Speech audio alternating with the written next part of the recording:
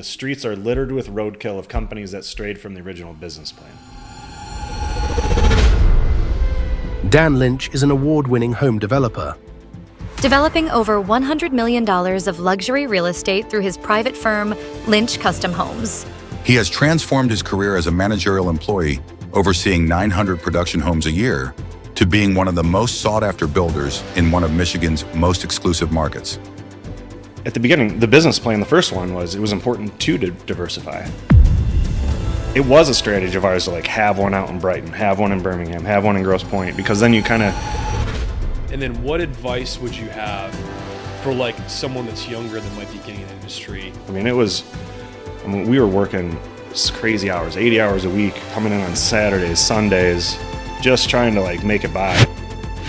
I just don't know how it would have happened without having all the background knowledge that we had.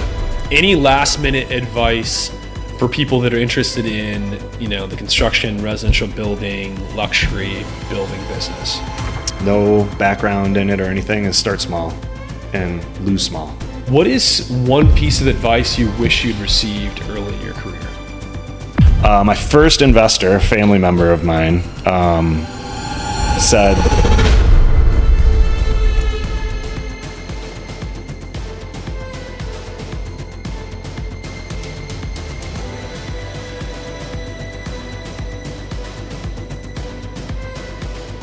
Hey guys, welcome to the James Daly podcast. If you're just joining us, we're going to focus on business, Bitcoin, and real estate.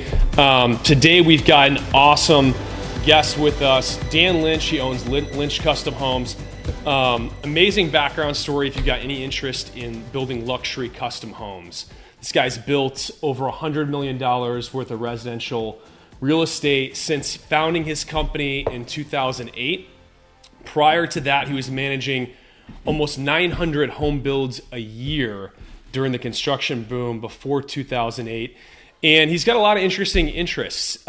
He's lived an extraordinary life, has a great family life, amazing kids, and was an avid marathon runner for years, running marathons and like epic races almost every single weekend for a decade. He's ran over 15 100 plus mile races, all while building multi-million-dollar homes. So very excited to introduce Dan Lynch. Happy to have you with us today. Appreciate you having me in. For sure. Yeah. And hopefully this content will be relevant with you guys. As of yesterday, we just closed another project together, sold a $3.5 million house. Yeah, right down the street from here. New construction. We pre-sold it before it was even completed. And we've done a lot of business together over the years in the real estate space. So we want to target this to the audience and talk about like how you got in the construction business, man. Like when you were young, where you grew up, the values that kind of shaped you. Sure. And then how you ended up in the construction world, and talk a little bit about that whole transition. Sure. Yeah. Thanks for having me. This is going to be pretty fun, I bet. So to start off, we, as like a family, just kind of, my dad's an accountant, my mom's a CPA. So like coming right from there, it like skipped a generation because my grandpa was actually like a house flipper. He worked in the auto industry, but bought houses in the neighborhood, fixing them up. So I remember like early memories being 5-6 years old, like going into houses with him. So that's really like kind of how I started. And then that's awesome. I did brick paver patios like in high school, had my own company doing that through college. And then, just kind of got used to working outside and didn't really feel like I was a big office person, and was like, what am I going to do? I had a business management major, and got into building houses. What's your first memory with your grandfather that you remember working on a house with? Oh, geez. Putting on a tool belt that was like way too heavy for me. It was like, that's probably the first one. He had like big shoulder straps for it. Yeah, that was cool. Right down the street over in Farmington. So how old were you when you knew that you were going to like pursue some sort of path in construction? Oh gosh, I think I was like halfway through my senior year in college. Oh, really? Okay. Yeah, it was real late. I wasn't sure what my major was going to do, and my mom found some industry codes like of all the big builders that were in the Metro Detroit area. Back, like it was like out of the library. It was like out of a binder, not even out of like online. And applied to a couple builders and big production builders. Two of them like kind of got into the second interview, and one guy was interviewing me like a suit and tie, and then the other guy like had jeans on and had his feet up on the desk. And I was like, all right, I got offers from both companies. I went to the one with the jeans and feet up on the desk. Let's go. Yeah. Yep. And So what that's was how we that started first job like? So that was, you were a senior in college then? Yeah, so graduated, moved back to Michigan, and started like right as soon as I got back home. And Really fast. What was your degree in again? Organizational leadership and entrepreneurship. Okay. So organizational leadership, entrepreneurship. So did that help you as far as like from a management perspective, and how was that beneficial or not beneficial in gaining your first like job opportunity? Yeah, that really helped because building houses, especially for a production builder, and now even like in the luxury world, it's all about just organization and like how do you manage people, how do you manage tasks, how do you make a list and get it done, how do you put the right people in the right place at the right time, and so like really trying to figure out how to organize things. I don't really call ourselves like home builders now. We're like an organizer. You know, the guys that build the house, the girls that build the house is one thing. There's designers, there's architects, but really we're just the ones that like get everybody involved and put the right people in the right place at the right time to make sure that, you know, everything's up, quality, schedule, price, everything's kind of aligned. And it's just really organizing things. So in that first job you had right out of school, how long did that last? What were the key things that you learned in that role that helped you build a foundation for your career? Like walk me through that job and then maybe the next job and like what that time frame looked like from graduating college until like the great financial collapse in 2008. And we can walk through it slowly, like talk about each one of those. Yeah. So that was actually my only job before I started my company. So, oh, really? Yeah. So you got that one job with the guy with jeans and you ran with him? That's it. Yeah. For how many years? I was there 7 years. Yeah. Wow, that's awesome. Yeah. Until the economy took a crap. I probably would have still been there. I just loved it. Every day we had an awesome team. There was 60 of us or so at the beginning, like in 2002, 2004, and we just kept getting like promoted as the years went by because the company kept growing. And so it was just kind of got in at a good time, and just we had a great team of managers. I think there was probably close to 150 people by the time 2007, 2008 rolled around, and we started having to like wind down our division. And we were a division of like a company that built thousands and thousands of homes all over the country. So I think my first year there, we maybe built 200, and our last year there, we built like 900. Wow! So it was like quite a big oiled machine. You know, starting 3 houses every day at the end, finishing 3 houses every day. It was like a production line of houses, and that really started like when I started out of college. I mean, I knew a little bit about building, but really that was like a great training program for me. You start right out of school. I didn't know the difference between an electric meter and a gas meter at my first day. You know, it's like really like how you gonna learn that? So you just did a little bit of labor, did a little bit of writing lists, getting it done, following up with homeowners, doing some customer service. But that company was great because it really kind of gave you an outline of like, okay, at this role, this is what you're responsible for, and then training programs to get you to that next role. Whether that training was like technical training or budget training or how to manage people training. And it was just like a great start out of college to really do anything. Just because it was like a really young company. There was a lot of people that were really striving to succeed.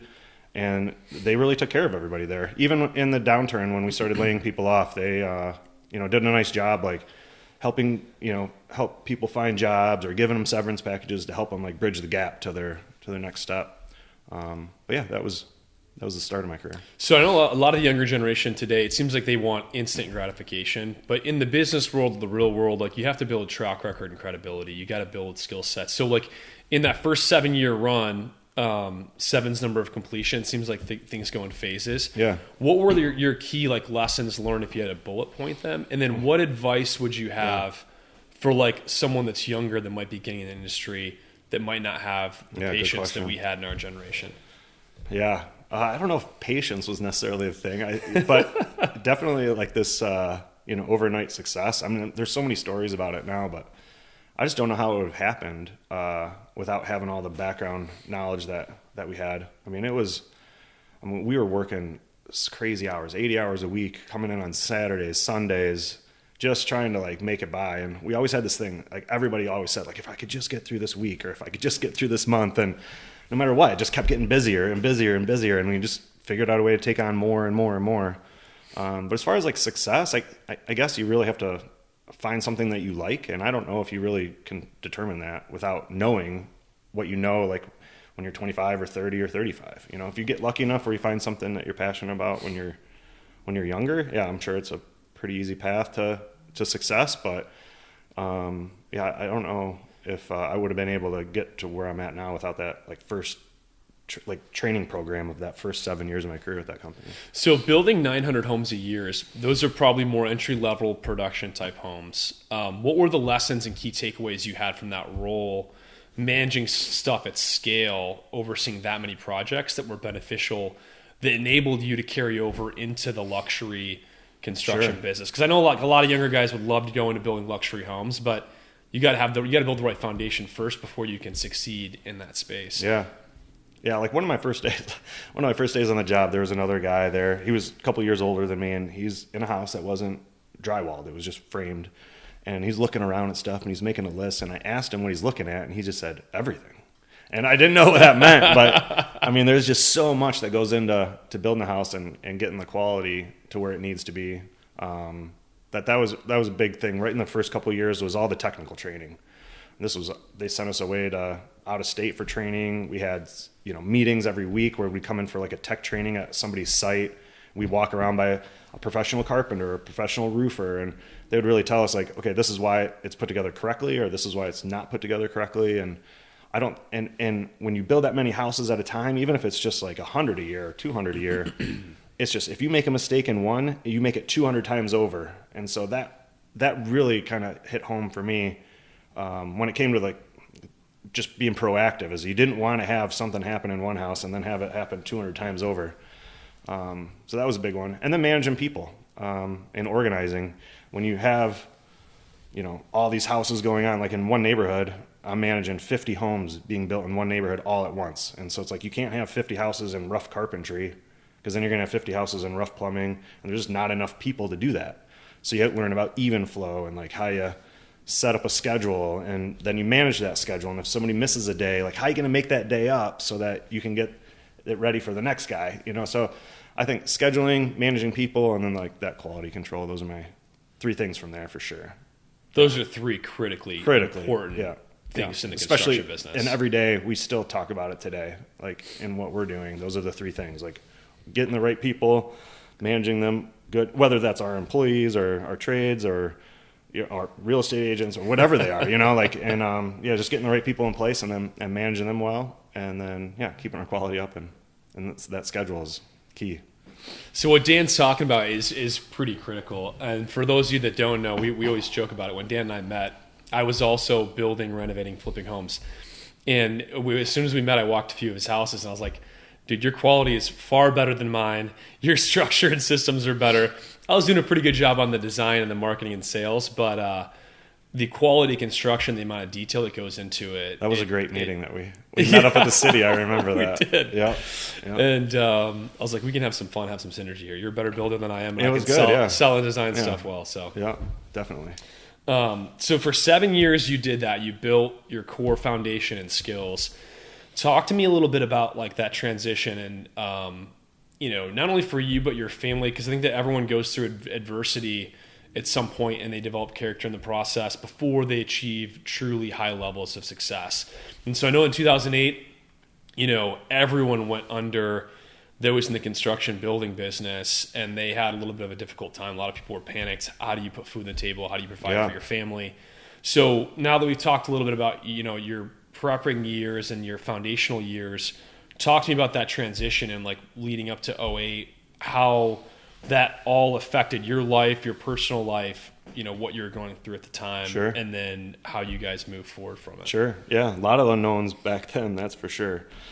Still young, still in my 20s. Just recently got divorced and had 2 awesome kids. And, as we're starting this company, I had no idea like what it was going to turn out to be. We started like flipping houses. We bought a $250,000 house in Bloomfield and maybe put $30,000 or $40,000 into it and sold it for a little bit of money. I think my aunt was a realtor on that one. She made more money on that house than we made, and I was doing all the work myself. So it was definitely a learning experience. Every day you just I was out hunting for houses. So before that, Yeah. like when did you know that like the market was going down? Like how did your last job end? When you guys were managing 900 homes a year, how did that transition happen? And at what point in time did you realize like, oh shit, the market's like screwed. What am I going to do? Like talk to me about that, and then let's go into the phase. So I think it was like 2006, and I just left a meeting where we found out that the company was going to be like winding down, selling lots. We weren't going to sell any more houses. We were going to build out everything that we had in our pipeline. And it was about a 1.5-year transition. And so with this huge organization, we had to figure out a way to reduce the size of it, like periodically. And so we had a big meeting at a hotel. There was like a big conference room, and the division president got up and like gave a speech and basically told everybody we're shutting it down. Some people are going to be finding out that their jobs are over in the next couple of weeks, but everybody's going to find out today, like if they're going to be on for a couple of weeks or a 1.5 years. But it was still like kind of unknown, like how we were going to like just start dwindling down the people. And I think that's why, so about a 1.5 years, and I was like one of the last ones to leave. My wife was my girlfriend at the time. Now we're married, and she was like literally the last one to like walk out the door of our main office. Oh, so you guys work together? Yeah, she was the CPA. Okay. Yeah. And so you guys kind of knew it was coming for a little while. Like, what was going through your mind at that point? Like when everything's winding down, how did you what did you anticipate or think you were going to do afterward, or did it kind of come? I didn't really know. It was scary, like because nobody was building houses. I really loved doing what I was doing. And so, I started applying like different places around the country. I started trying to become like a facilities manager for a university or something like that, where it was like kind of in the same realm, but it was something that was maybe a little bit more protected as far as like, everybody knows the real estate market's going to go up and down all the time. And we were in one of the biggest lows. So really wanted to stay in the building world. I don't think it was until like maybe 3 or 4 months before my last day there that I knew that I was, okay, I'm just going to fend for myself.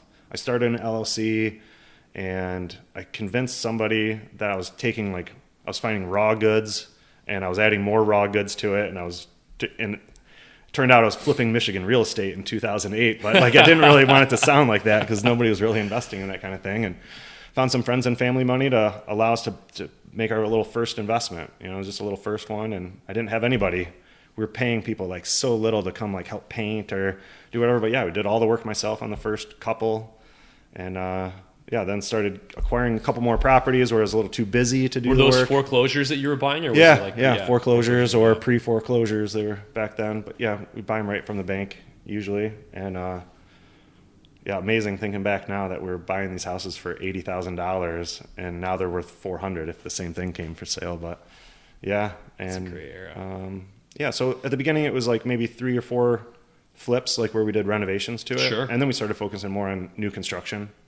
Once we started like seeing the value in that, the projects were a lot longer. At first, when we first started the business, it was important to like get the investor their money back so that they would trust you again on the next project. Sure. So getting these like littler projects that were 3 months long or 4 months long were great, because building a house takes a long time. Especially these custom ones. So it was a lot safer for us at the beginning to start small. So even when you transitioned after the market collapse and you shifted into starting Lynch Custom Homes, you guys started with smaller, faster projects until you built credibility with your investment and client base. Yeah, it helped too, because that's what our background is building kind of the quicker, the smaller projects. And so it took a couple years for us to get into the 3,000, 4,000, 5,000 square foot houses. It just felt wanted to grow comfortably. It was not something where we took like a huge leap and built something that was like way outside our realm. We stuck to what we knew, and I learned a little bit every house, grew the house size, grew the project size, grew the quantity of houses that we were doing, but still kept the company real small. I didn't want, and I still don't, we're still almost exactly the same size as when we started. I just don't want to be like responsible for that many people's lives every single day, where if the economy is going up and down like this right now we're adjustable. We can be with the highs, we can be with the lows. We're real nimble, real small. So a little bit different than working for this huge behemoth, 800-pound gorilla, I think is what people were calling us back then. So it sounds like with the transition and starting Lynch Custom Homes, like in your first 7 years, you built all your managerial and construction skills, right? And made a lot of mistakes on tons and tons of projects, learned how to build and manage people very, very well. The next phase, when you started Lynch Custom Homes, you guys started out with small flips. You knew the construction business. What were the other components that you had to learn early on in that business? Yeah, I think it's that were newer as far as market analysis or sales, or what were the challenges initially the first 3 years in that business? Lucky I have a couple key people in my life that helped me through things. My dad was a huge influence on being able to set up a company structure. Before I was just building houses, and I managed maybe a little bit of the architecture department or something, but it didn't have anything to do with company structure, accounting, finance, how you're going to finance the projects, design. The architects always handled all that. There's a whole purchasing department to get bids together and do estimates off the plans, and then contract the trade. So those are all things I had to learn, on my own once we started. I think that was something I didn't learn a lot of at the first job I had. And then, I think that kind of answers it. That's kind of the main thing. And then, so my dad, he was a big mentor of mine, really helped me set up the company structure properly, really held me accountable to adhering to budgets and making sure I had budgets up front, so that, just my nature is just go, get it done. And he definitely helped me kind of reel it in and make sure that if you're putting all the effort in, you better make sure it's going to be successful before you start, because it's going to suck all your time out, and then you have nothing to show for it at the end. So that was huge. And then started getting a team together, and luckily my wife is an accountant, and so she runs the office and does all that. And so that's something that I'm not good at, I don't like, and that was right in-house. So that was great. And then other people like Dustin are good friend, project manager, a long time. We've been together since the previous company, since 2004. And he's just really good at technical stuff, organizing the schedule and the trades, and the homeowners really like him. So having that's real good. And then surrounding us with the right trade partners that are building the houses. That's helped take my hands out of it, because I was not that good at framing or drywall or it's still there, but it's much better now. And then we have Tim and Steve, these guys that we have now, they've been with us, 10 years probably, and they're like MacGyver. Anytime anybody's got something that can't get done, these guys always have a way to bail us out or do the odd stuff that's not a plumber's scope of work, not a heat guy's scope of work. Who do we call? Those kind of guys that can really save you when you're in a crunch and help you get the house ready for the next guy. Troubleshoot. Solve problems. Yeah, that's what they're doing today, actually. It's funny because it sounds like there's a lot more skills that you had to build on when running your own business in a lot of different areas, from finance to accounting to it's just all of them in a variety of areas. And you mentioned the first few projects, and we were both kind of flipping building homes back in 2009, 10, 11. It was a different market than today. I feel like today everyone thinks that the market's going to go up forever, so they just buy stuff speculatively. And one of the things that you mentioned that your dad helped you with was making sure you analyze the numbers. And if you're going to put a bunch of work and energy into renovating a house over 4 or 6 months, you got to know what the back end's going to be. You got to work your numbers backwards. Sure, that was a big thing. Work it backwards from. That market was difficult because for a while the market was declining, right? The sales prices were going down, inventory was increasing, and it was a different market than now, where if you hold it long enough, sometimes if you make mistakes, you get bailed out with the market. Sure. So talk a little bit more about how that experience was different in that environment getting started those first couple of years where you had different market forces compared to today. Yeah, it was way different back then, because now we're honed in on one city now. We build only in Birmingham, really, and that's been really nice just for a lot of reasons. But when we first started, we were everywhere. It was 2 hours between our projects. Sometimes you'd be building on the west side of Metro Detroit, east side, sometimes in Birmingham, sometimes we're driving everywhere, and that was hard because I didn't know the market.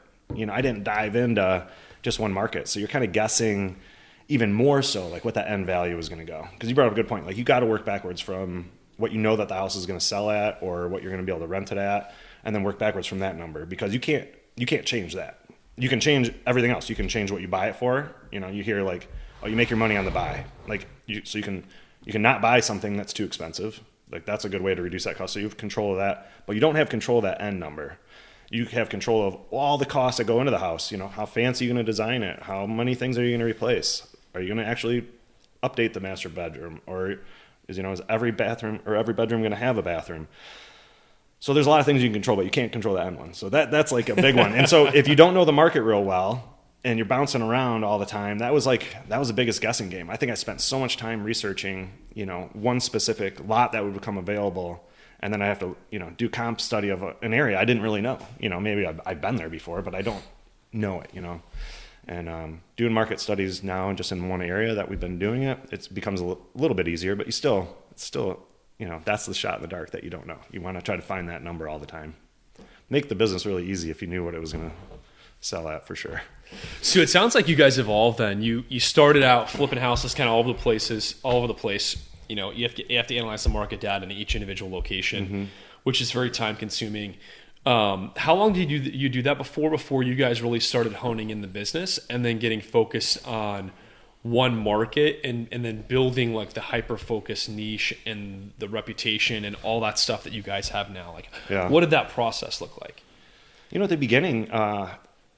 the beginning, the business plan, the first one was, it was important to diversify, because you weren't sure like which markets were going to go up and down. So it was a strategy of ours to like have one out in Brighton, have one in Birmingham, have one in Grosse Pointe, because then you kind of, if one of the markets started to go up because it became desirable for people to move there, you'd have one here and one there.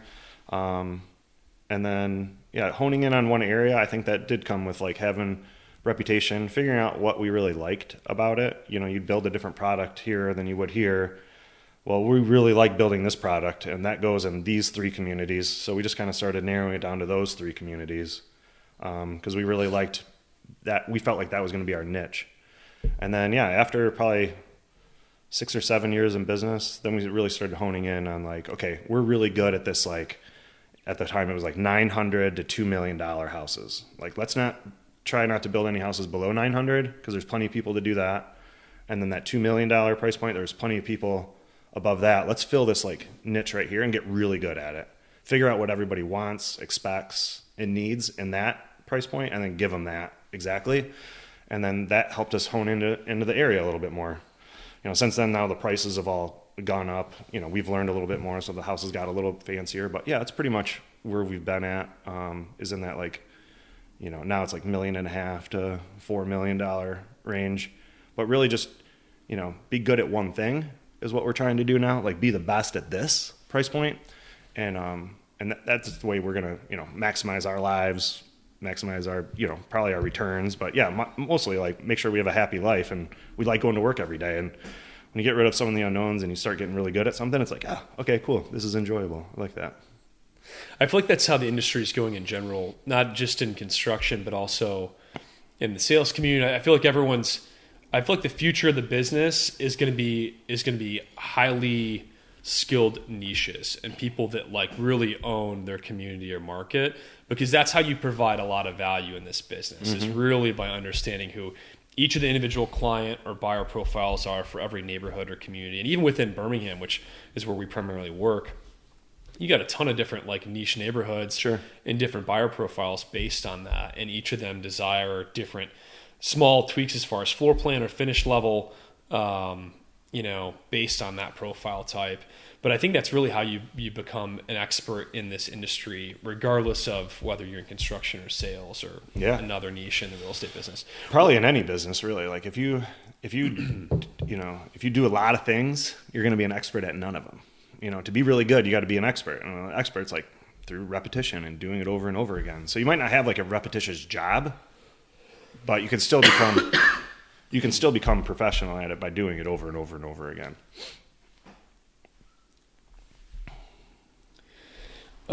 What's your opinion of the market with where it's at now, the projection over the next 5 years, and then talk to me about that first, and then we'll talk about what recommendations you'd have for someone that's getting in the business now. Sure.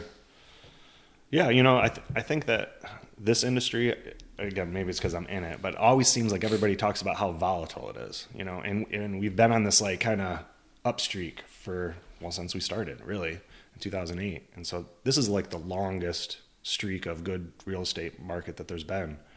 Saying that, you know, you go into every year, and whether it's the Home Builders Association of Michigan or the National Home Builders Association or Jamie Dimon or whoever, you know, is always kind of saying like, okay, we have these issues coming in, but there's no like big projected downfall. And I don't think there was a big projected downfall in 2006 either, but you just feel like we've been going up for so long that there's probably something's going to happen soon. And, but saying that, we're still all in. Like we re-anteed up on our specs. We put more money in last year in specs than we've ever put in. And that's where it gets risky as a home builder, is we're putting a lot of money out there hoping that they're going to sell for what we projected them to sell at and still feel comfortable doing that. And our projects are 2 years long. So I'm at least thinking they're going to, we're good for 2 years. So let's talk about that a little bit. I think that's a nice transition. So let's talk a little bit about how you've structured your business intentionally. We're talking about local market, being hyper-focused. You've intentionally kept your team small to where you each have individual roles. Your skill sets complement each other very, very well. You're clear in your price category, you know, building that $1.5 million to like $4 million house in the most desirable communities. We haven't really talked about how you divide up your projects. So talk to us a little bit about how often do you want to start a project? What percentage? You mentioned spec. Some people might know that. Spec is a reference to building a home on speculation. So in the Birmingham market in Michigan, we have a lot of relocation buyers. And Dan just mentioned that it takes essentially roughly 2 years to build a house here, because you have, and you can speak to all the things that go into the timeline, but you have permit delays, utility disconnects. You're essentially building infill real estate, which is pre-existing housing that's already developed. You're tearing down older homes, building new construction homes with different floor plans and designs that meet the demand for the modern buyer in that community. And so because we get a lot of executives and athletes that relocate in and out of the state, they don't have 2 years to build a house from scratch. So we have one of the strongest spec building markets by far in the state, and maybe one of the better spec building markets in the country, because there's always a demand for move-in ready new construction product in this marketplace. And so what percentage of your business, Dan, is spec building, where you're building homes with private money, your own capital or investors' capital, in anticipation of selling it on speculation to a buyer, versus doing like custom client builds? Talk to us about that division and how that works. No, it's a good question. And I still don't know if this is the right answer. Like, as far as like our business is concerned, it seems to be working out okay, but we try to do about 50-50. That'd be ideal. But really, I go on the quantity of customers. Like, because we're so small, I do all the customer interactions, all the design meetings, all the meetings like that. Like, I only have so much time to put towards a customer. You know, Dustin's time out in the field when he's managing it, when we're building a spec home, you know, we're the designers of it. So if something doesn't go exactly right, we can make a decision on the fly in 5 minutes and change that. When you're involving a customer, that could turn into like, you know, 5 people need to go back and forth, talk to their grandma about it, talk to their designer about it. You know, it takes hours or days or a month to get an answer. And so it's really a lot more time consuming to build the custom home. So I try to keep that number to like 3 or 4 customers at a time. Percentage-wise, how much more time do you think it takes you to build a custom home versus build a spec home? What's that percentage look like, that trade-off? It's probably 2 or 3 times as much time. 2 to 3x time investment to build a custom of my home. time, I would say. You know, out of Dustin's time, it's probably, you know, maybe double of what, because there's a lot more like information that comes out. You know, he doesn't get to make the decisions on the fly. Like, same thing. And then in the office wise, probably 2 or 3 times as much on the custom side, you know, especially dealing with like bank loans and construction loans. That's pretty time consuming compared to, you know, when we're working with a private investor or something like that. So how do you view the trade-offs between those? Because so on one hand, with the custom build, it's going to take 2 to 3x your time investment on those, but there's no capital exposure, there's no risk. You just get to manage the client relationship, and then charge a build or a management fee on that build over 2 years. With the spec building, which is the other half of the business. You've got private investors, people that you're accountable to that then are going to take a percentage of the profit or margin on the deal, but it's 1/3 of your time investment, a little more risk variable. So how do you view both those sides of the business? Yeah, that's a good question. And you probably almost just answered it perfectly. Is, with the customer, I mean, it would be awesome just to build specs all the time, never have to deal with customer. I mean, that would be like the dream build job all the time, right?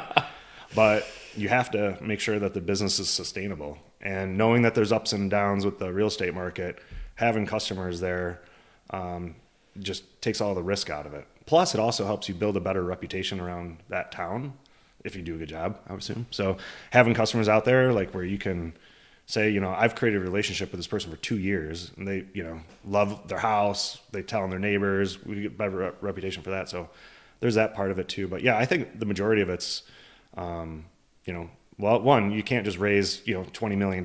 So that's another reason too. You just don't have enough capital to build only specs. And then if you, are too spec heavy when the downturn comes, then it's going to be a real problem to dig yourself out of that hole because you're so leveraged. But yeah, those are the two things I would imagine is just kind of, you want to build that good reputation. You want to have some solid money coming in, and then the specs, we get to have a little bit of fun and build what we want. That's kind of cool.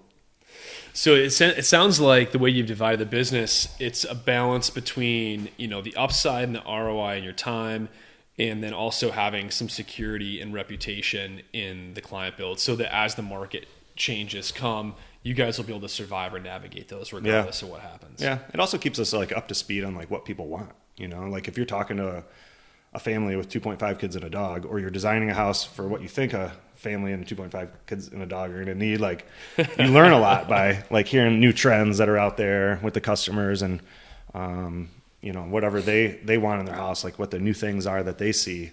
And we get to, learn a lot through that too. So that keeps us, like our specs are more relevant and stuff because we build for a lot of customers too.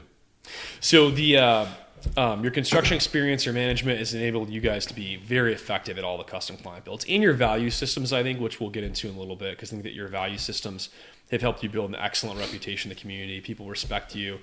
Even at the city, I mean, everyone in the city loves you guys and how you handle your job sites.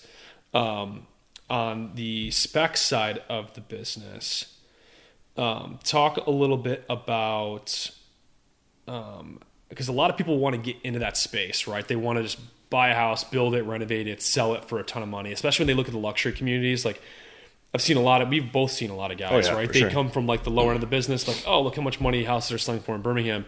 No big deal. We're going to go in and buy that, build it, and then sell it. I mean, we're sitting down the street from 2 houses I can think of personally that they built these houses thinking they're going to make a bunch of money, and they sat forever in like the lowest inventory market of all time when they should have been sold because they didn't build and create the right product. Sure. And to be successful in the spec building business, you have to have a lot of other team members that we really haven't even talked about. Oh, yeah. Because you got to build the exact right product. So what does that look like for someone that's considering doing that and they want to rush into it and jump right in the luxury market? Sure. They're probably going to lose their ass. So what goes into it's too much to know. that side of the business? It's too much to know. Like, it's just a little bit easier at lower price points. There's just too many things that people expect, and it's too much to know exactly what to put in there at the beginning. But again, there's really, really successful people that build specs or flip houses at lower price points, things like that. This luxury market, like, there's just less people because it's harder. The customers are more demanding, difficult. The design's a little bit more demanding and difficult. But yeah, no, I think to answer your question, I guess, would be, it was just really difficult to get in here. And I look back at it, I'm like, I'm surprised that we're like still like successful. But if you look back at it, it's like, yeah, we didn't just start doing this. We had 15, 16 years before we broke into that $2 million market. And we needed all that. We still made mistakes on that first one. I'm sure we're still making mistakes. So I'm going to look back 10 years from now and be like, oh, wow, we should have been doing it this way forever, Yeah, it's yeah, I don't know if that answers the question or not. Yeah, so I think there's like, you've talked about all your internal team. I feel like on the spec building side of the business, there's also the external team that you need. Like, the architects are very different. I mean, you got to have the right floor plan and functionality. Sure. And then also the interior design. Like we're sitting in this house in Catalpa you built, which is gorgeous.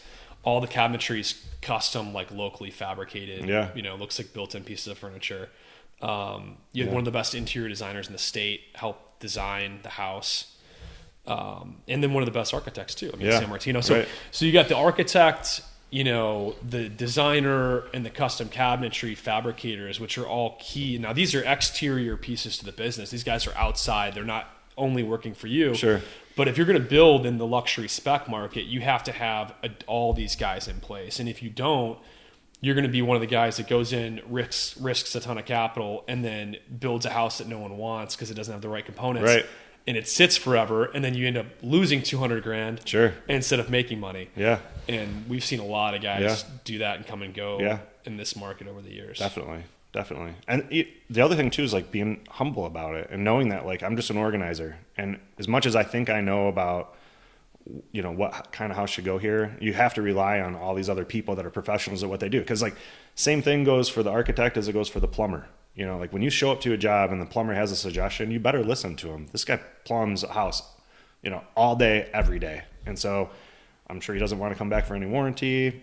They definitely want to do a good job. They know what the customer's like. They want to move something after they install it. So they come to the table with a lot of good ideas too. And you got it's all about the team. Yeah, it's all about the team, especially when it comes into luxury stuff.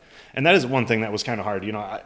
I always want to do like what I want to do or whatever. But in reality, it's like you just kind of take everybody else's ideas and you organize them and put them together, and then you have a chance to come up with something sweet. Yeah. So let's talk about some fun bullet points. Now we've talked about your business, the structure, kind of how you guys run and manage it. What are a couple of your favorite projects you've ever done?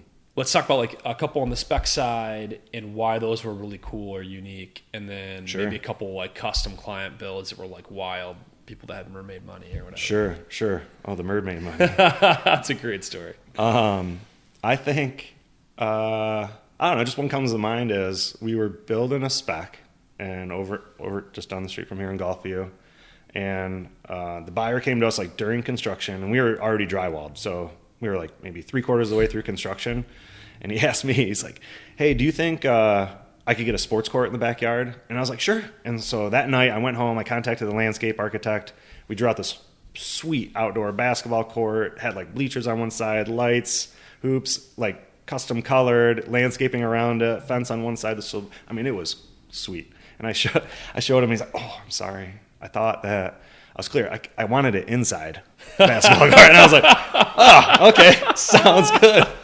So back to the drawing board. And we somehow figured out a way, in Birmingham, these lots are pretty tight, but we found a way to make a collegiate half-court basketball court fit inside. And it didn't look like a barn or all gaudy like a gymnasium or anything. And really tied it in nice to the back of the house, and it was sweet. A couple steps down right from the family room or from the garage, had a mezzanine up there overlooking. Yeah, and he got to pick like all the custom colors, and it was really cool. And then we finished it like 2 days before COVID shut down, and so the high school basketball team got to practice over there during his house during COVID. Oh yeah, it was awesome. Perfect. So that the client was cool, the design was cool, the timing was perfect. That was probably one of the more fun spec to sold jobs for sure. And then the first one's always good too, like breaking out tile myself and breaking floor joists because I was banging on it with the sledgehammer too hard, so I'll never forget that. Yeah. And you've designed some crazy client builds too. I remember you talking about like a massive 1-bedroom ranch that people spent over $1 million. It wasn't very big. Yeah, it was 5,000 square feet, huge house, okay. But only one bedroom. They're like, we don't have any kids. We have 3 huge dogs, and it's fine if they want to we entertain a lot, but we just don't want everybody just crashing at our house all the time. So we just built a no guest bedrooms. Yeah, and it was smack dab right in the middle of 23 acres. So it was like just their driveway in, and even the house wasn't even facing the front yard. It was like facing the backyard because that's where they wanted it. And so that's like, you just like a yes builder, I call it. Like, yeah, we can do that. Like anything you want. Yeah, we can do that. Yeah. But what's nice also is that we are a yes builder, but because we build specs too, it helps us be budget conscious. And so it does help like our customers like that have budgets, like it really helps us dial them in because we're used to doing it for an investment. And so Sure. it is important that we, keep track of not just keep track of the budgets, but like set a budget, be able to like make sure it's legitimate to get them what they want, and then like be able to get them what they want within that budget. And sometimes even to get access too. So like, so Dan's building my primary residence right now, and the custom cabinet fabricator Perspectives, which is by far probably the best in Michigan. Gosh. Like they're unbelievable. John Morgan's an absolute genius. Yeah. But people can't even get in to see him. Like Yeah. I hear stories all the time. Like people they can't get in like 6-8 months. So it's Sure. like, because of the relationship that you have Yeah. and that the designer like Jeffrey King has, your clients then get access to those premium like guys that otherwise Sure. there's a huge barrier to entry Sure. there. Yeah, that is a tough one. And thanks to you actually meeting Jeffrey King, that was life-changing for me as well. Like getting hooked up with a designer that's easy to work with, just knows so much about the market, and also is like flexible and able to change styles and not just like stick in like one avenue and like change it up. That was huge. But yeah, get in with Perspectives, like John Morgan and Jeffrey. I try to go every Thursday at 2:30. I mean, that is like the best day of the week. A lot of gossip going on, but way more like design ideas than I ever thought. I mean, it's amazing watching those two brains work. That's awesome. Yeah. So let's talk a little bit about like your personal value systems, like, and maybe how you were raised and how that affected you, and then how your values and your team's values have enabled you guys to thrive and succeed in this business, because you have a really, really good reputation. I mean, anyone locally knows your name. The city respects you. They like you. They usually hate builders. And so talk a little bit about, Lynch Custom Homes values and how you guys, run your business from the core. It's funny, like at the first company we worked at, there was definitely like core values, in all these training programs. It's like, here's our core values, the 3 C's. I don't think that I've ever really thought about my values at Lynch Custom Homes. Luckily we've kept it small, where we just kind of always err on doing what's right and doing it with a smile and respecting people and listening and making sure the job's ready for people, whether that's like the architect at the beginning, making sure that the architect has all the information so that they know what parameters they have, or providing the right information to the city so they can put it through permit the first time. They don't have to ask you for a bunch of things. But yeah, I think it's just err on doing what's right. That's my only value. That's your primary value. I think that's probably it. That's it. Try your best. Try hard. Yeah. I mean, that's my password on my computer now. Try your best. I mean, that's probably it. Just try. Yeah, try and do it with a smile, and yeah, be humble enough to know like almost everybody knows more about you, about what they're expert at, like for sure. It's very apparent that like unless you do it every day, over and over and over again, like that person does, they're going to be better at it than you. It doesn't. Yeah. So in my experience, I've worked with a lot of builders over the years. I feel like they kind of like fit into 3 categories. You have like the rough kind of entry level construction guys, who have a lot of construction experience, but they struggle with project management, and they struggle with like the fit and finish and the finish detail, right? So a lot of people they'll end up with those builders because they fit the budget, or they think they're more cost conscious, but then like there's sloppy details missed, and the construction process is brutal and takes twice as long. And then you have the guys at the top end who build the super expensive luxury homes. But there's a lot of ego with a lot of those characters, and they tend to not always respect or serve the clients. That like half the time they'll fire the clients or tell them to piss off, right? And then there's a very few number of you guys that kind of work in the middle, like where you said that where you're humble, you love building, you love serving the client, you love being creative.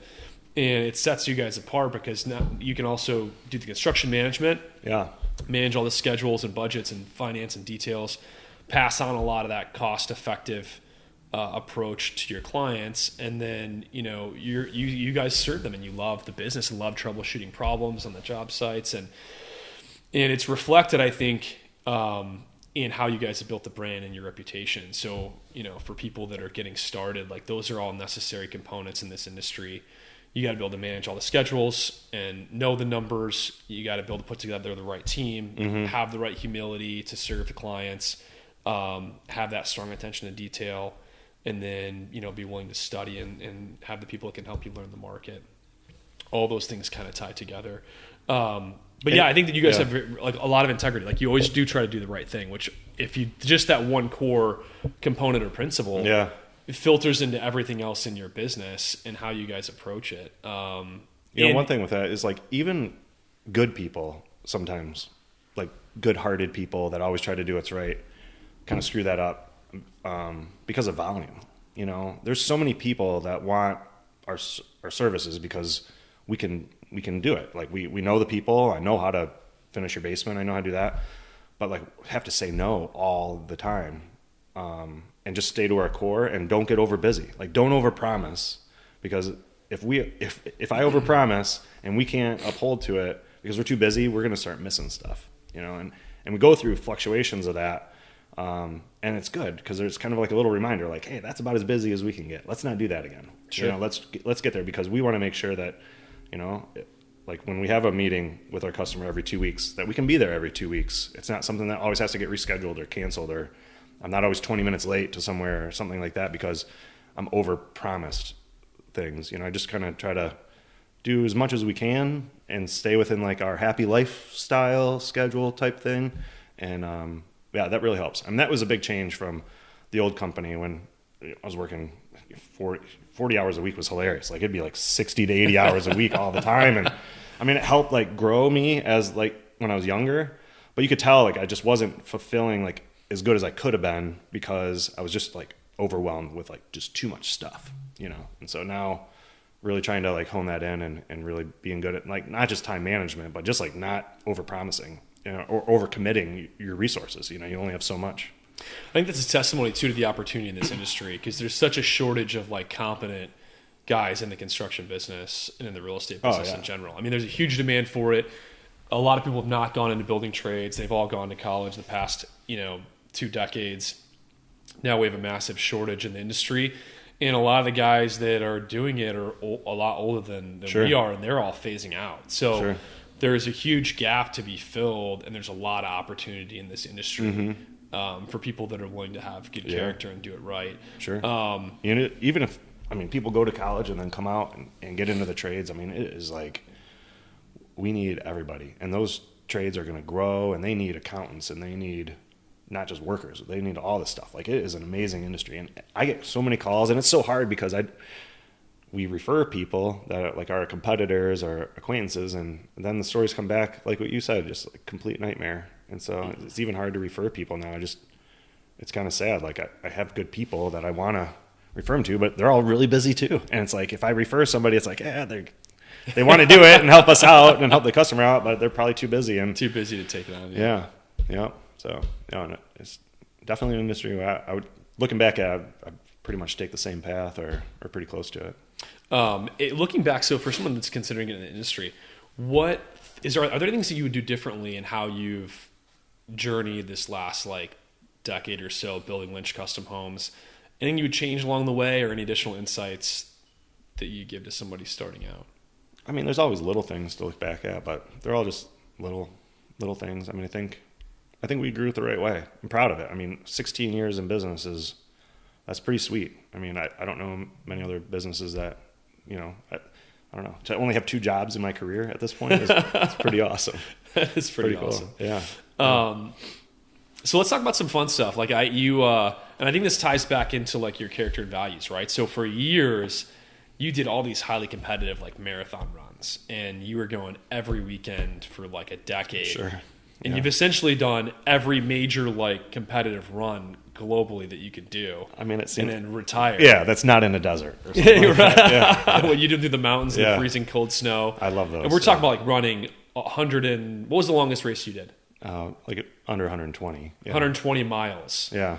Running on your feet for like, was it 2 days straight? Yeah. Without sleep. I'm not fast, so it takes a while. through the mountains, up and down through the elevation. Yeah. So, talk about like what internal part of you like drove you into those like exotic type runs and sports when you got into them, Because I do think it's a testament and does tie back to like your value systems and like how you're disciplined, you push your limits. You guys, you know, you and your team are all very focused on accomplishing like higher and higher levels of success. Yeah. And you can see that in your personal life, like even in your hobbies, right? Yeah. So talk to us about how you got into like marathon racing. Like what was the first one you ever did? What was the passion that drove you to it? How did that like develop and compound? And Yeah. I mean, I was a runner in high school, a little, you know, and swam in high school. So kind of triathlon was like a natural, like pretty low barrier to entry for me because I already kind of did two of the disciplines pretty well. And so I met this guy. I was always trying to run a fast marathon, really is what it started out with. And I could never break I wanted to break 3 hours. And I would get there really close and then I'd get injured. And I get there really close and I get injured. And I met this guy, Roman, a really good friend of mine now. And gosh, this is almost 20 years ago now. And he had finished an Ironman like every year for 25 years or something like that. So this guy was never injured. And I'm like, whatever that guy's doing, I'm going to do that. And it was frequency and consistency. And that's his motto. And it was like, if you're frequent and you're consistent, then you're going to be fast and injury free. And it was totally true. Like changed my life on endurance sports for sure. And I trained with him like every day for 6 years for Ironman races, triathlon. And then that's a really long day too. You know, I think you have 17 hours to finish that or something, but it's a race. Like it's fast. And so I started getting a little tired of going fast. And I was like, I really like running long, like really long. Like I could easily run 25, 30 miles, you know, just for fun at a slow pace. And it wasn't like hurting the next day or anything. So it kind of natural progression in these really long ultra marathons started that way. Was like through this guy Roman I met, and we'd watch these videos of these guys running through the mountains, and I'm like, I can do that. Let's go. And just kind of fell in love with that. Like kind of my yoga, my time to kind of get away from everything and wake up pretty early to do my training. So a lot of it was in the dark, and just kind of nice to have some time to yourself. And if you're running fast, you're like worried about your breathing and your form and like really, but when you're running slow, you're just kind of hanging out in the woods and jamming through. You can really start planning for your day, planning for your month, thinking about your family and how you're going to make them better, and think about like just, it was nice. It was like relaxing for me, I guess. Almost like meditative quiet time early. Yeah. I remember you talking, you get up super early in the morning and you would go run, 20, 30, 40 miles?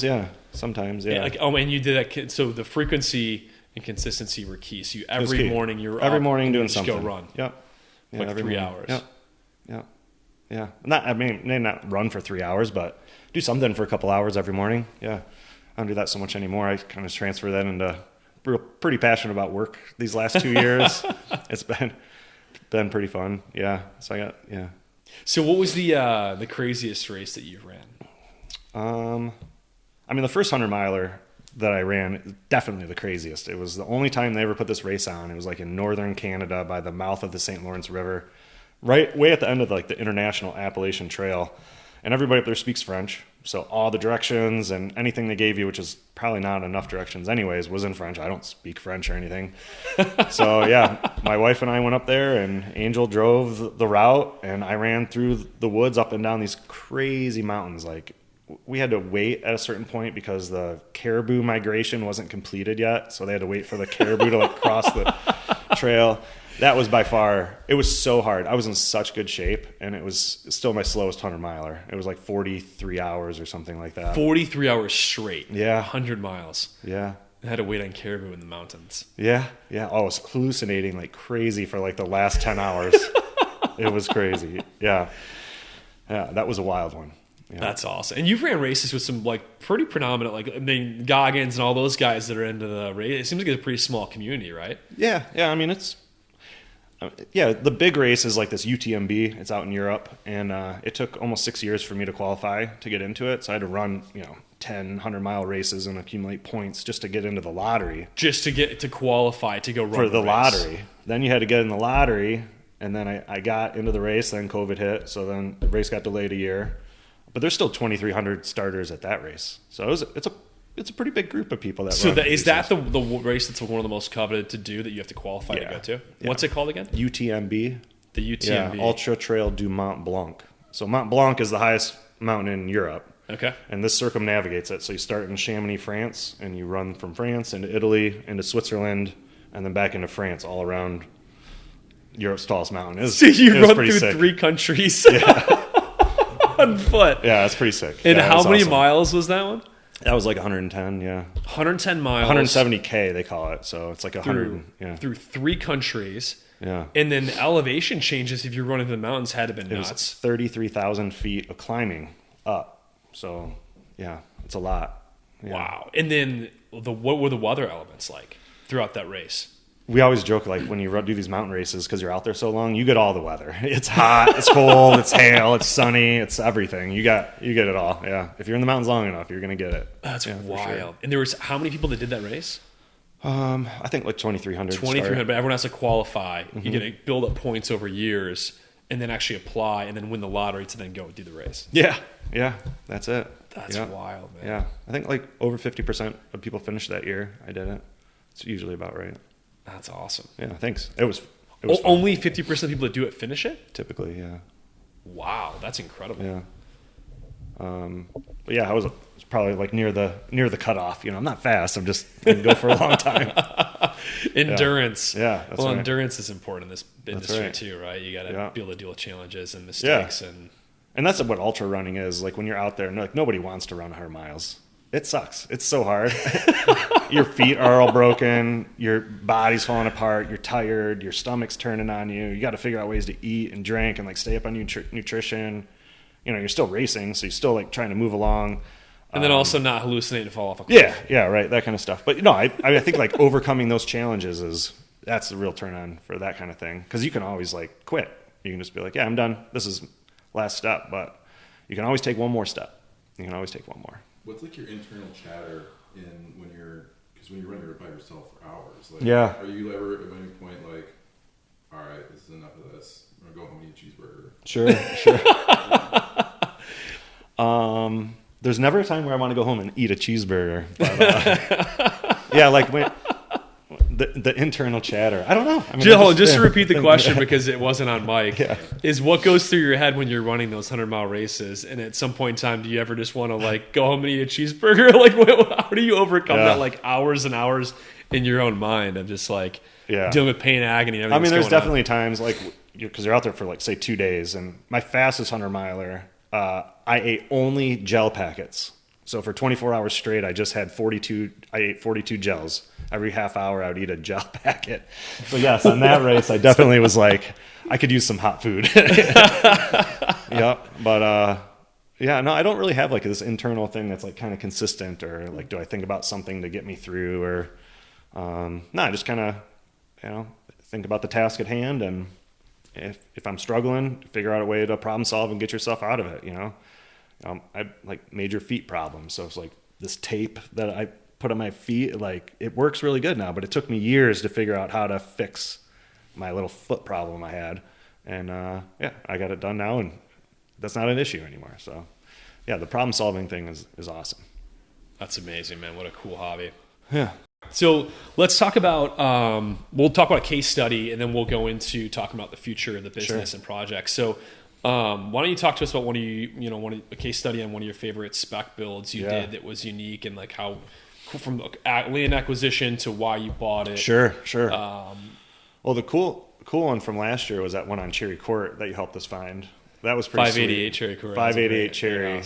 That really started with like us talking like within 5 minutes of that going on the market, and us putting an offer in like way above list to lock that one down because of how special that location was. I mean, that was pretty sweet. Like in here in the city, you have like everything's like a main road, and there's not many cul-de-sacs or dead ends or things like that in this one Cherry. And it's really important to be like close to town. And so it's a walkable community. Like the closer you are to town, those 3-digit addresses, things like that. That's pretty important. The more valuable. Yeah. And then when you get closer to town, the lots get smaller and tighter, and everybody's like right up on top of you. But then that Cherry Court one was sweet. It was like tucked back on a dead end street, huge lot, like backyard flared out. Really gave us some creativity there, and did a good job like acquiring that thing. Designed a sweet house for it, attached garage, 2-car front entry, that left that whole backyard open for whatever they want to do with it. So what Dan's referencing is like in downtown, the majority of the lots are pretty small in Birmingham. So you usually have 50-foot lots with 50-foot wide, which leave you with a detached garage. And sometimes the lots will be mislabeled, so you have to double check the PRD and actually like research the lot pretty quickly. But Cherry Court was unique because the frontage was 60, which meant you could do a real two-car front entry attached garage, fit SUV vehicles in front of it, have parking, which leaves the entire backyard open. But the lot was a unique L shape to where it went from 60 wide to 80 wide. And you had this massive backyard that would fit a pool, entertaining space. And the way it was positioned, the backyard was very private. The cul-de-sac was private. Most people didn't even know it was there. You drive past it and miss it. You felt like it looks like a private driveway, but you're right in town. So it had like a lot of unique elements. The larger lot to fit a potential pool, the attached garage, the privacy element, which is impossible to get in downtown. Yeah. And then, you put a lot of cool features in that house too. Yeah, we did. One of the coolest things was the elevator. You know, this is like the unicorn lot would be that lot to fit a first floor master. You know, like everybody's like, first floor master, I need it. Well, the lots are too small. You're not going to fit it. You can't get it. Yeah, there's a couple, but like, you're not going to fit it. So putting an elevator in, that was key. It stopped at all 4 floors. That was really nice. And then the big L-shaped like open main room had like not just the kitchen, dining room, family room, but it then also had the office or library that like was part of that big, huge L shape there. That was pretty awesome. But yeah, I felt like we maximized the heck out of that lot and that design. It really fit. It checked every single box I could think of. Yeah, it had a sweet gym in the basement. It still had. It was just that was great. Theater space down there. Had a 5-bedroom all en suites. Yeah. We had the study on the first floor. Then the third floor had 2 complete finished spaces with a huge like walkout rooftop deck with sunset views. And it was an epic house. I mean, it had the components of the house were fantastic. The master suite was massive, huge two dressing rooms. 2 dressing rooms, yeah. Vaulted ceilings. I think you guys swung that like beam in the house. Oh yeah. Then you mounted up in the ceiling. It was from like an old Michigan barn or something like that. Yeah. Before drywall, we put finished materials in the house. Dustin drove a Skytrack down Southfield Road with this beam from a barn that was 200 years old and put it up in the ceiling in the master bedroom. That was pretty sweet. Yeah, swung it over the house and mounted it, and then you guys had matching beams you put in the study. Yeah. And then again, the design build team on that was Brian Nieper did the architecture. Yep. And we had that second floor like walkout covered terrace too off like one of the bedroom suites. Yeah. Which was a great. They use for a home office now. Yeah. So it was a great second office with your own bathroom in there. But yeah, we had Brian Nieper, John Morgan Perspectives, and Jeffrey King on that one. Yeah, that was a good team right there. That was sweet. That was an awesome house with the elevator. Yeah. And considering the time of the market, we sold it pretty quickly, got good pricing on the exit, but it's all about hunting that right location and project. Yeah. No, if those are the ones that you really wish you could find every time, and then when you get like the 50 by 130, then you gotta get creative because you don't want to build the same thing everybody else is building or the same thing you built the last time. So it's just amazing still the things that we're coming up with to do it differently. You know, even the house we're in now. I mean, it's 50 by it's only 44 wide, this one, and it just feels really, really nice and open. Spacious, great square footage in this house. The flow through like butler's pantry, walk-in pantry, bar, office, study, formal powder room, and tons of natural light in this house too. Yeah. Big mud room, good sized yard. You close to all the parks, easy walk downtown. Yeah. And then the rooftop deck here is sweet. I mean, there's no power lines on the front of the street, so your elevation is just gorgeous. You get sunrise and sunset views off that rooftop deck. You see the whole neighborhood that goes to the same elementary school as you. You know, it's awesome. Very cool. Yeah.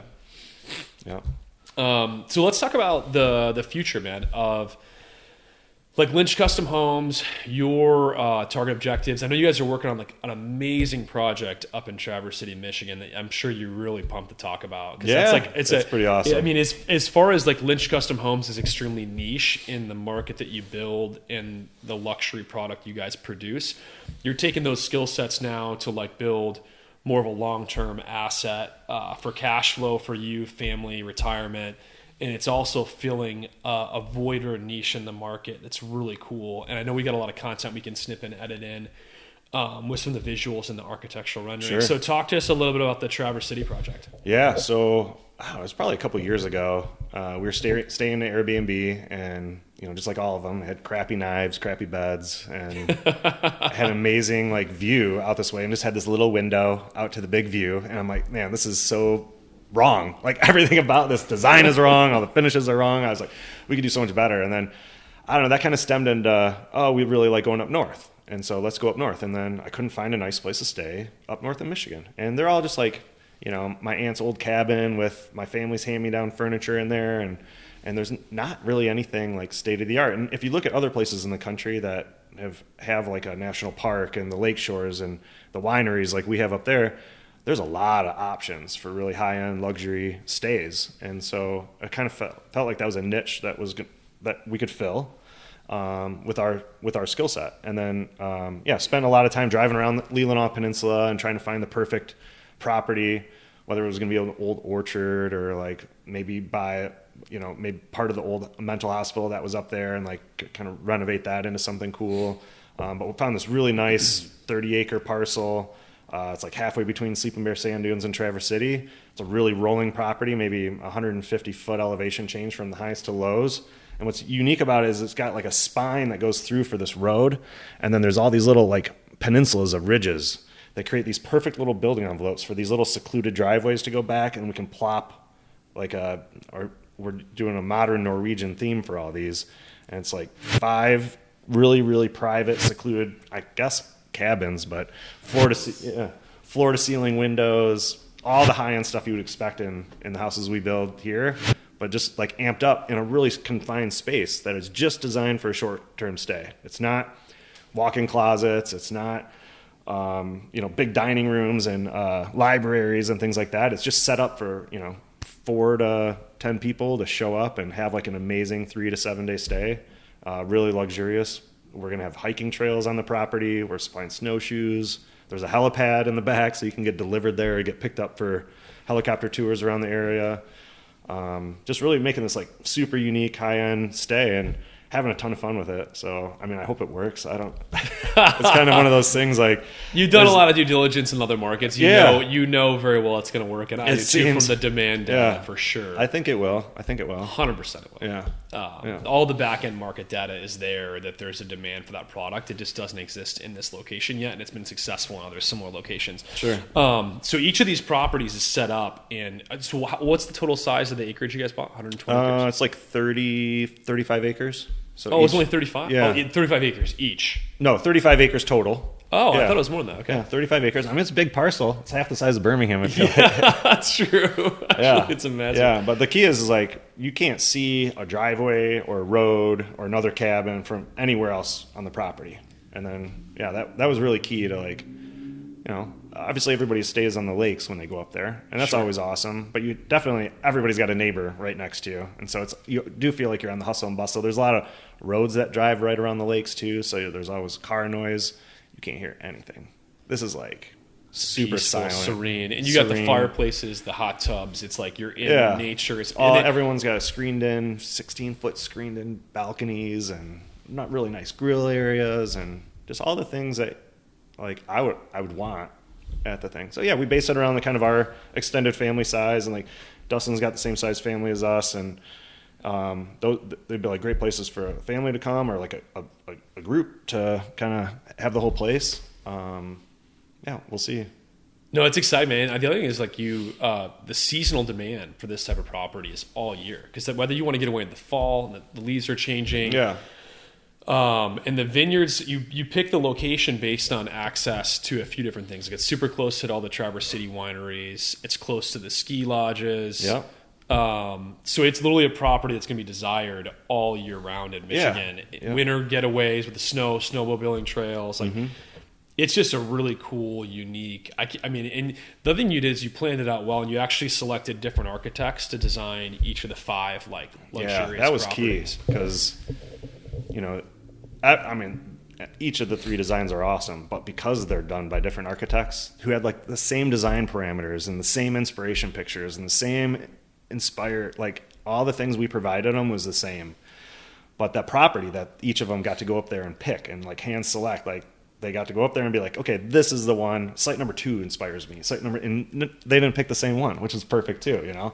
And so one of them's like a really long ridge. So it's got a really long house. It's only 20 feet wide, the house is, but it's 130 feet long. And then there's another one that's really tall, and it's like a tree house. And the bedrooms are on the first floor, and all the living space where you're entertaining, and the kitchen and the dining's all up on the second floor. So you're up in the canopy with all the trees. I mean, we've thought about so many things in this thing. We have any disturbed soil in this thing around the road is all going to be Michigan native wildflowers. There's going to be no grass, because we have a 37 seed custom mixture coming from the Michigan native wildflower farm, and Kyle met us out there and he designed it, so that's about to get planted. The road's almost done, so it's getting there. We're about to. When start do you think the construction. property will be done and ready for occupancy? I bet we get 2 or 3 of them rented by next winter. Rentable by next winter. Do you guys have a website up for people to pre-register to book this property? Not yet, but we just I think it's finished going our to be booked branding. all year round. Yeah, so it's going to be. We'll have to edit sweet. this video and add the link eventually when it's Yeah. live, because it's going to be probably one of the most spectacular properties in northern Michigan to stay. I'm so pumped when it's done. about I'm it. excited It's about gonna it be too. sweet. It'll be good. It'll be real good. What separates Lynch Custom Homes from other competitors? I don't really know many other competitors or what they do, so. Next question. Money aside, I wear socks. They wear socks. Money aside, what keeps you interested in playing the game of real estate development? Yeah, I don't even know if it's the money part of it. I love it. Like, you know, my brain's always thinking about this all the time, and my wife probably gets mad at me more so than not. That's just like, can you just relax for a minute? But yeah, I'm passionate about it. I'm always like, I like the thrill of the hunt. I like the thrill of the sale. I like the thrill of like getting the schedule put together, and you know, how is everything's going to come in together and look good. Are other people going to think it looks good too? Like that's a really cool time when you walk somebody through and show them a spec that you designed, and obviously I say design, but you know, with the team, and built it with the team, and you get to walk them through, and they're all like, oh wow, it's impressive, and that's really cool. I haven't seen that before. That's neat. It's also cool when it's like the exact buyer profile we project based on the neighborhood and that's the the house. best. It's like we built it for this person, Yeah. and then they show up. It's like, oh, there's the buyer. Right. Right? That's who we designed it for. Sure. That's awesome. Yeah, it is cool.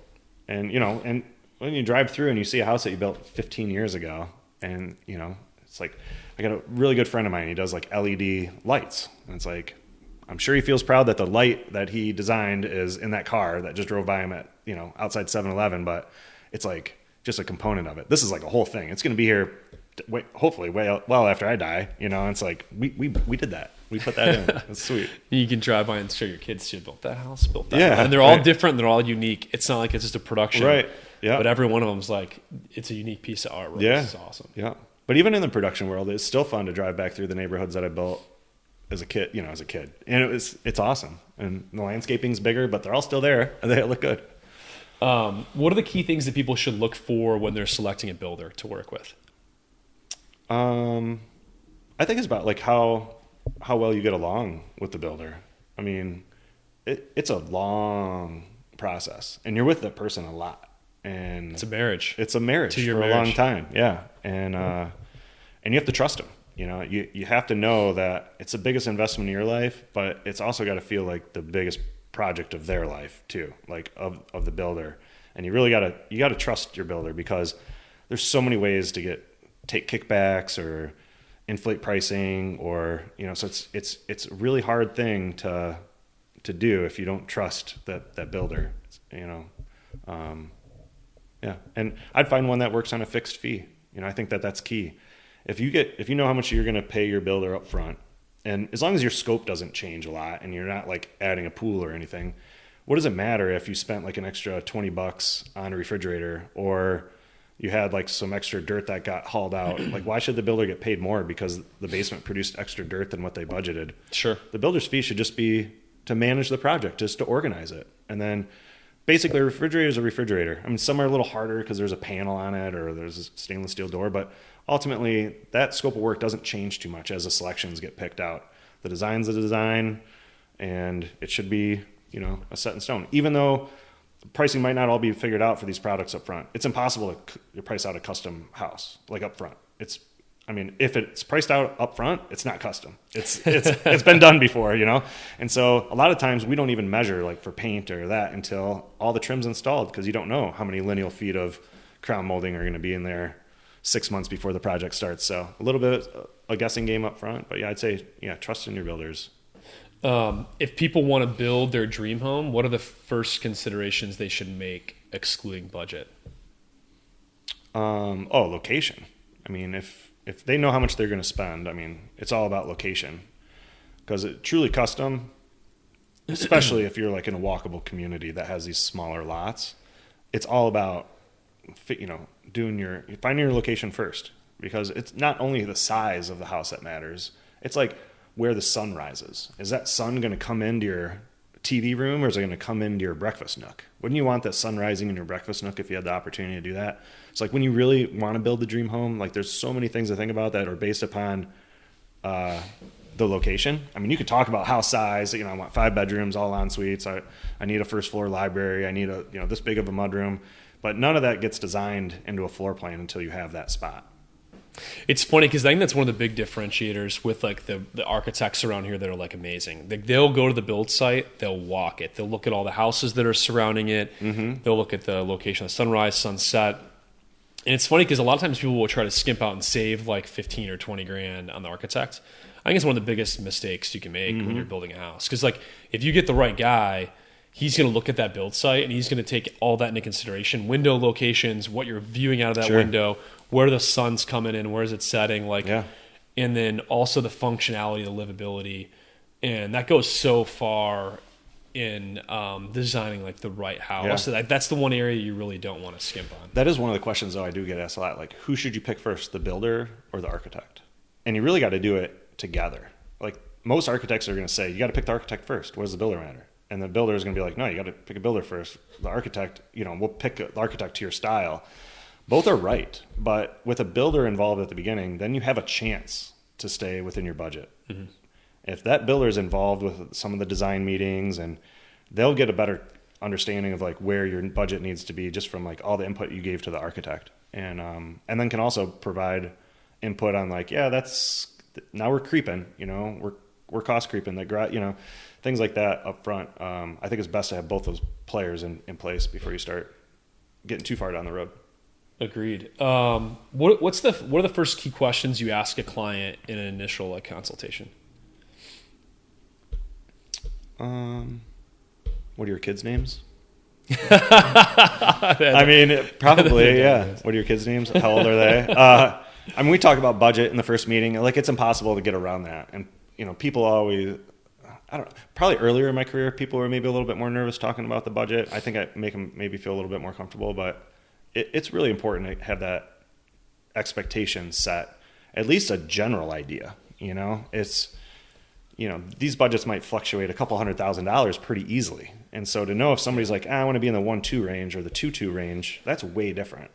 And that's like, you have to start off with that. Otherwise, who knows what direction it's going to go in. For sure. What motivates you to keep pushing forward in your career? I don't know.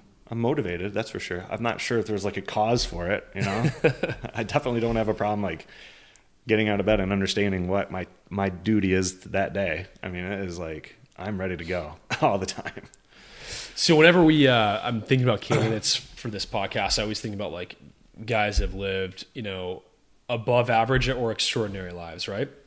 And I think that you've done a great job of balancing like business, career success with like your personal family life. You've raised amazing kids. They're all doing incredible things. And you've integrated like what was a pretty demanding like personal interest and hobbies for over a decade of like all the racing and the stuff like that you've done. So how do you balance like your work, personal life in such a demanding industry? Because construction can be very demanding, and you've accomplished all of that over the past like that's a huge challenge. And I mean, again, like picking your team, my family is awesome. Like, really helps me like stay in tune. Angel, my wife, is like, she's so good at keeping me grounded and understanding that I also need like flexibility to go be creative and like go put out this effort that it takes to to do the running or to do this business. But yeah, no, pretty lucky with my family that way. And living a balanced life it's motivating because like I don't necessarily work for money, but I got some hobbies and I want to do these things. And so yeah, I mean that's the motivating You're also a big factor. wakeboarder and lake guy too, which we never talked about. But. Yeah, and you gotta if you don't live a balanced life, or there's two things like if you have fun at work, that's awesome. But you also have to have like fun outside work. I mean, I have like really good friend group and family, and just really kind of allocate my time accordingly. And I think about it a lot too, about like allocating my time. You know, my son's in college now, and I'm going through his like time management skills, and I'm doing this activity with him, and it's I am. And like, what are you? Like, I am an athlete. I am a home builder. I am, for him, it's like, I am a son. And so I'm challenging him and like, what are you? And then that'll help you like, with your long-term goals. And I'm really clear now on what I am. And that, I think that's a friend, a good husband, a family member, son to my parents, and I work my ass off at work. Be a good builder. Love it. What do you consider your biggest accomplishment in real estate construction development? I think it's the longevity, the 16 years. I mean, that's pretty awesome. And a good reputation. Because ultimately, like, that is most important, is that this company and all the trade partners we use, the architects, Dustin, my wife, everybody in it knows that we're out there to have happy people and provide really good stuff. And that means all of our trade partners are happy. All of our neighbors next to where we're building are happy. The city's happy. You're happy. We got a good thing going. And so, yeah, that's probably the most thing I'm proud of. And you can't have that longevity without, having that good reputation. How do you define success in your career? I don't know yet. Yeah, I don't know. I haven't really thought about it. Just always doing the right thing. Yeah, I think that's it. Yeah. Yeah, we have this like piece of wood I brought home from work, and we cut it out and weathered the edges, and we wrote in there with like stencil paint and everything. My kids and I go out in the world and do good. And it's there right every time I walk down the basement stairs, the gym's there, the craft room's right there, but it's hanging right in front of me like every time I walk down. And I think, if that is consistent through my career, then I did a good job. There's a quote, I forget the author, I have to look it up, but the money you make in your life will always be equal to like your contribution or service, what you contribute and create and put into the world. Yeah. It's just a natural effect of, if you design and you build and you add value, like, the byproduct of that is you'll be able to live a blessed life. And yeah, that's a great one. I like that. What is one piece of advice you wish you'd received early in your career? I mean, I have some really good pieces of advice that I live by. Yeah. Let's hear those. Yeah. My first investor, family member of mine, said the streets are littered with roadkill of companies that strayed from the original business plan.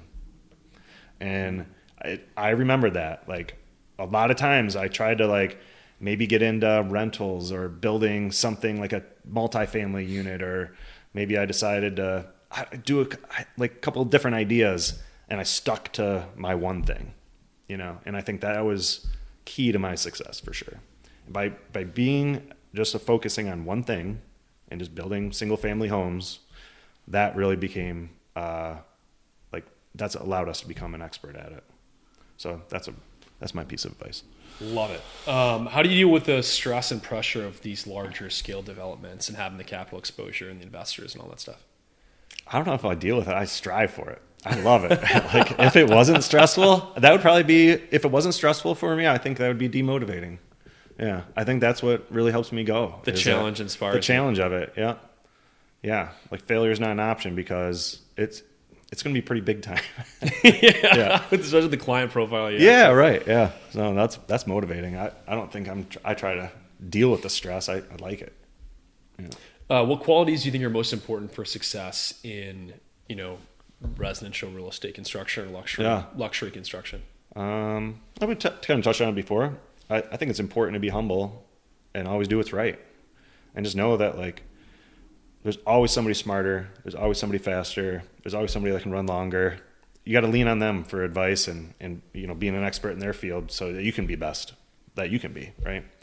And then, just being truthful and always telling the truth and honest. I mean, that's a good way. I mean, even if it hurts, you got to rip that Band-Aid off and just say it the way it is. And then, when something doesn't go right too, you got to like fix it right. And you got to make sure that everybody understands, like, okay, we can put a Band-Aid on it, it'd be good for a couple of years, or we could do it the right way and like, dig up that side yard because the basement's leaking and not just like inject the crack or whatever it takes. Like, if you know that something needs to be done, do it that way and just don't put a Band-Aid on it. Be humble, always do the right thing, tell the truth. That's pretty much That's it. That's a good life philosophy. That's a good combo for success. Yeah. So how do you stay grounded despite like the high stakes of your guys' work and the level at which you're working? How do you keep that humility? I think it's just me. It's like, like we were preparing for this podcast today, and I was like, I'm going to wear my nice shirt or something. And I'm like, it's not me, though. I'd be like wearing a costume or something. And so this is like, authentic. It's just who I am. Yeah, just the authentic way. Absolutely. So, I think that's it. Just be yourself. All right, we're almost done. A couple last ones. What are your long-term goals for the business? What are my long-term goals for the business?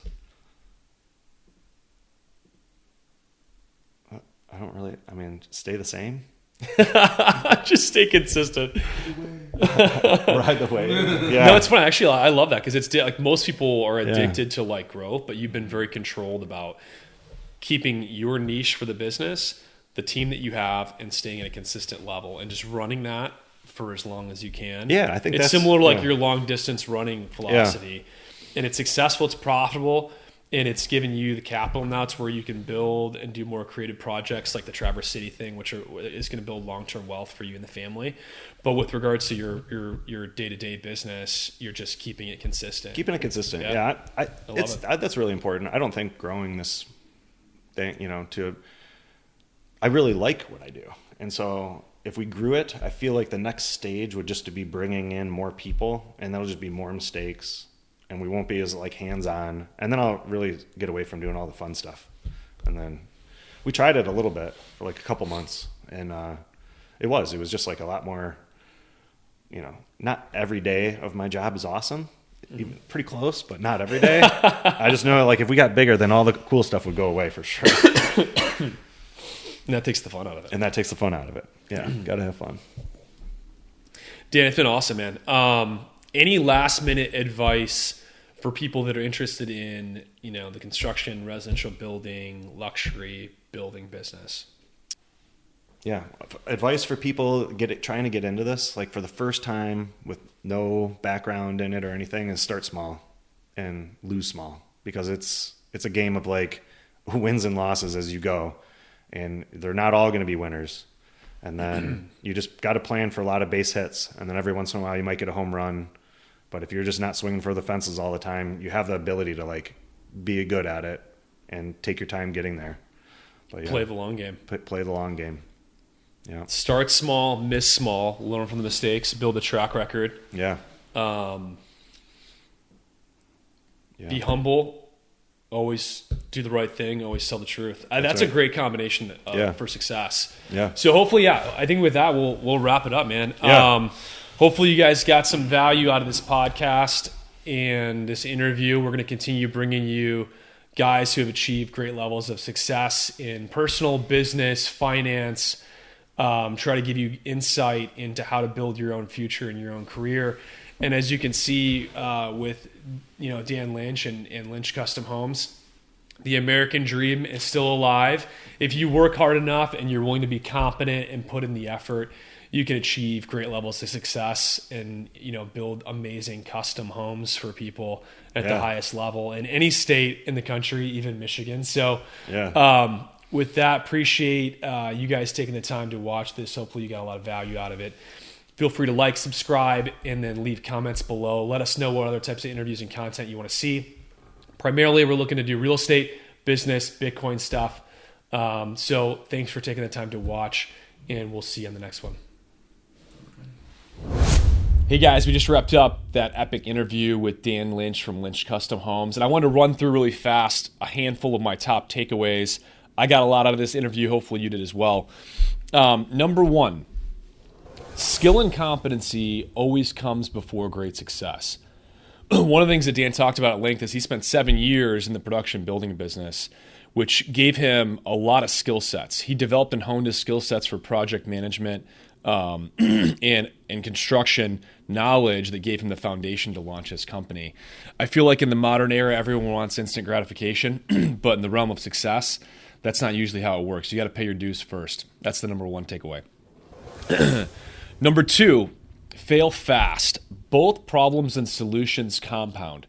So with Dan's experience, when they were building like 500 to 900 homes a year, they were able to make a lot of mistakes very, very rapidly and then learn from those mistakes quickly. In the construction business, it's important. There's a lot of variables that go into building a home, tons of small components, and he was able to get rapid fire track record and experience over that 7-year period doing that large of a volume, which then enabled him to fine-tune his approach to be a very specific luxury builder to avoid those mistakes and have experience in that realm. Very, very valuable. Number three, prioritize operational excellence. Dan and his team were big on project management. In the world of construction, if you work with luxury clients, delays and challenges in the schedule are some of the biggest problems you run into. And so having the ability to prioritize operational excellence in all facets, which is getting the right people in place to do their individual tasks and roles, organizing them with an excellent production schedule, and then keeping an eye on quality control. Those are the three main factors that they do a great job of. And again, this builds off of his experience that he's had in the production building world. Opportunities are often disguised as setbacks. So in 2008, Dan had thought he would spend his entire career with that home builder that he was building 900 homes a year with. Was at a very high level in the business, managing a lot of projects. Market collapsed. They had to unwind the company, sell off all the assets. He's one of the last guys there. That setback turned into probably one of the greatest opportunities of his life, because he went on to then obviously build his own niche luxury building business, which he has flourished with and has built over $100 million with residential homes in the past handful of years. Next takeaway, start small, move fast. When Dan first started his business, he started on small projects. Start small, miss small, mistakes are small, and then he moved very, very quickly to build a track record with investors. So he was doing smaller, shorter term flips, in and out in 4 to 6 months, get them their capital back with a return. That built credibility and track record with his investors and private partners, which enabled him to move on to larger projects over time and then raise larger and larger amounts of capital. But you got to start small before you can really build true trust with investors. Staying nimble. A lot of entrepreneurs and business owners want to scale to the largest size that they can.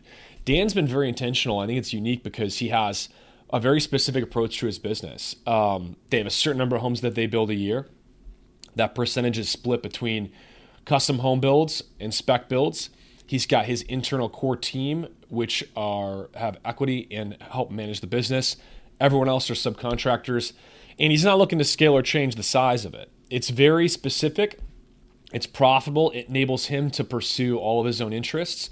And for long-term wealth creation, he's building longer-term, larger vision projects as opposed to changing the scale of his business, because the stress that's involved with that and the challenge is not something that he really wants to do. It's profitable the size that it is. It's enjoyable. And so he's decided to stay nimble and keep it a very specific size. And that's unique in the world of entrepreneurs and business owners.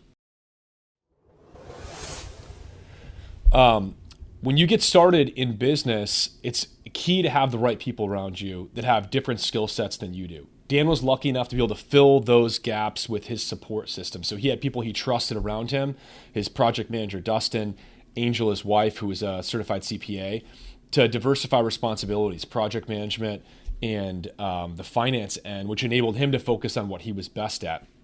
which is really managing, organizing people, and putting them in the right place. That goes a long way. When you're starting a business, you can get a lot further with a team than you can individually if you have the right diversification of skill sets. Work a project from the back to the front. I mean, you always got to start with the end in mind. So in the real estate game, everyone wants to get into this business and flip homes or sell homes. They think the market's going to always go up. You always need to start with the exit and know exactly what you can sell that asset for in 30 days or less, and what the buyer type wants in the asset, what's necessary to be in it, price per square foot, know the back end, and then you work your numbers backwards from that to what your acquisition cost and build or renovation costs need to be. So in this game, it's important to know the numbers and start with the end in mind first.